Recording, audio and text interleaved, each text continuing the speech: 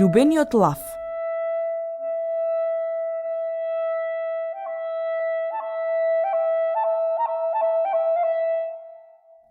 Еден лав ја побарал ќерката на еден дрвар за жена.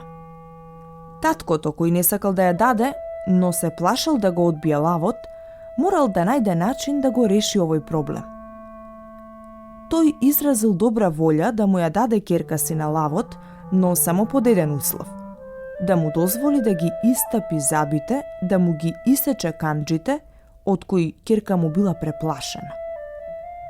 Лавот љубезно го прифатил предлогот на дрварот.